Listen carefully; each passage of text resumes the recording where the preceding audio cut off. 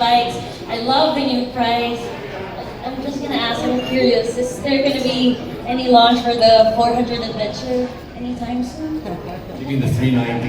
Yes. 390 Adventure. Thank you. I think some people here already know, like Maki over there. Yes, in the Makina, you'll see the full range of the 390 displayed there. And we'll bring it in probably in the same month. It'll be available in all our outlets. So there's new 390s. There will be no more RC 390. That will be replaced by the 390 SNCR. That's a motor. There will be the 390 Adventure X, which will replace the current 390 Adventure. 90-inch wheels, 17 at the back, cast wheels. Then there will be the 390 Adventure R, which will, as you see, rally model with the 21-inch spoke wheels and 18 at the back. And the last is the 390 Enduro R. It's like my bike, but half the engine capacity. No, but I think I'll be able to ride that better with that one. So all in Makina Moto, and then we will also have the 801. Yes. We will have I the think you've seen 801. the 801s, white ribbon, and the 801 red ribbon. We're gonna make sure we bring it in. As, I think Hans is ordering one. we'll also have the 990. First owner. The 990 Unahan. 990 Duke and the 1390 Super Duke Evo R, and is there a 1390 Super Adventure? Oh, unfortunately, it's not available. So all of that in Makina. So like Martin said, and like Aga Mulak said, this is just the first of the many noise that we will be making. Yes. So today is about street bikes. So for street bikes, these are our babies that we want to launch here in the Philippines. I think there's a lot of potential for this.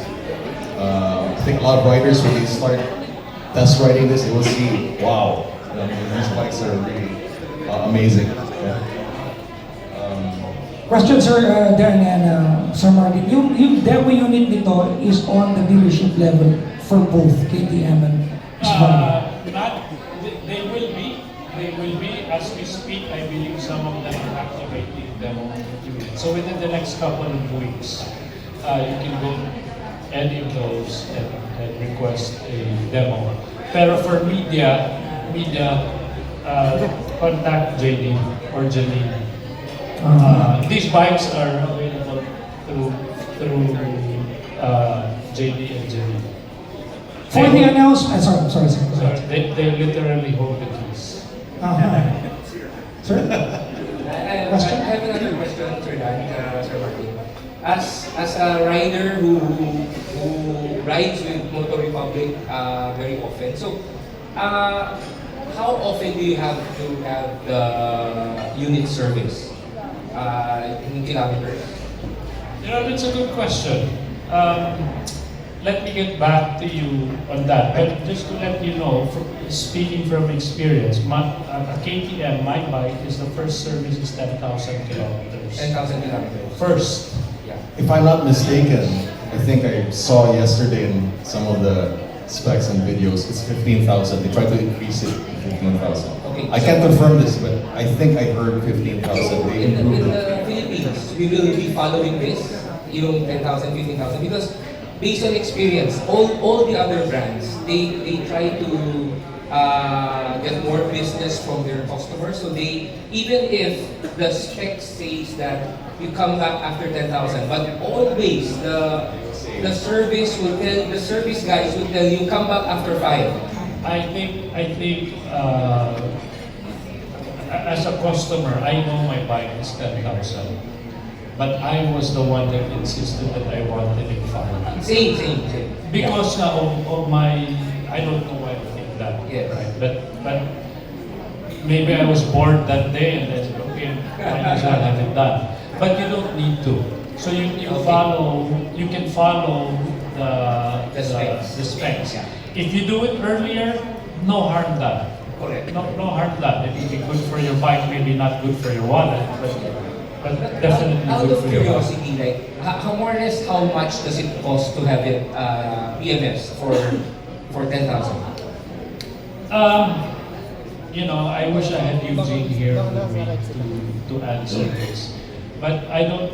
I honestly don't know. No, all I know is that it will be very, very surprisingly reasonable. Wow. Especially with the programs that we are implementing with our dealers. Okay. No, we are supporting the dealers in a lot of ways so that they are able to lower down the costs. Because what we Because that's usually the concern of riders when they buy European bikes.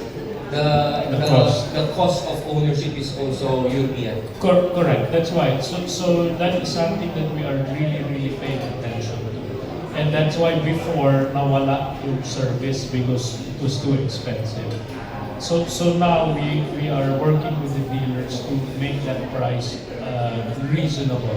In fact, super reasonable that we will not have any reason not to come back. Nice, nice. So that's Eugene's job. Unfortunately, he's not here, but rest assured he's doing a great job. Any more? Who wants to ask question? Come on. You can raise your hands. Sana lahat ng magtatanong may microphone so makikinig nila for the benefit of everyone. Anyone? Sir Martin, Sir Dan, any upcoming events or specifics that you want to invite everyone other than the inside racing and Bakina? Well, can we announce the Yes, we are going to announce after this. Okay. So speaking of inside racing, where's the inside racing people? I saw them kanina.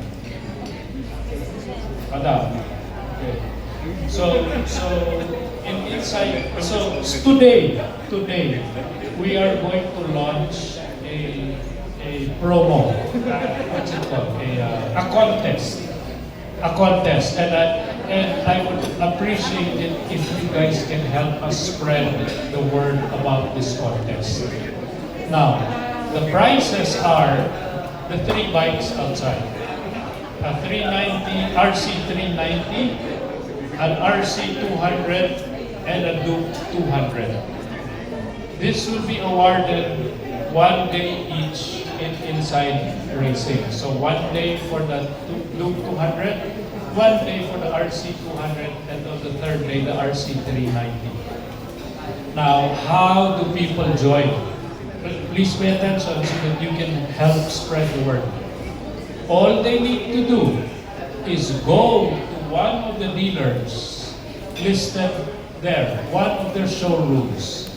Sit down on any KTM bike, any KTM or any Husqvarna bike. Take a selfie of yourself, hopefully with a KTM or Husqvarna backdrop, and post it on your social media with the certain hashtags, those hashtags. That's all they need to do. Take a picture, take a selfie of themselves, post it on their social media. They can see it. With those hashtags and the most number of likes, the most number of shares, and of course, there's a certain percentage on how nice the picture is, will win the bike. One of the 3 bikes. So the top 3 number of likes, number of shares, and of course, nice picture will win the bike. The winners will be announced in Inside Racing. The winner doesn't have to be present to win because this is going to be nationwide. And you can have as many posts as you like. You guys are allowed to join.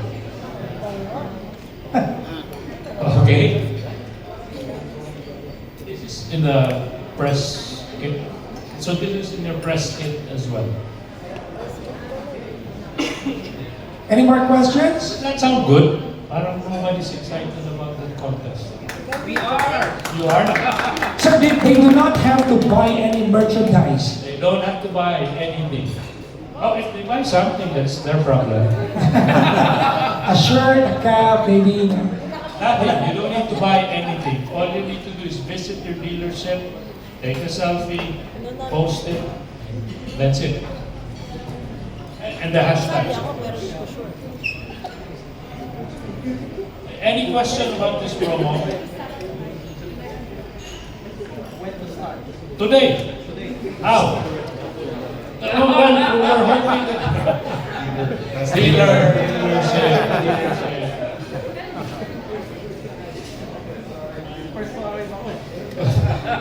Kala ko fresh to arrive. Anything else? No? Martin? Okay. Post the dealers. Ngayon na. Cubao is nearest, I guess.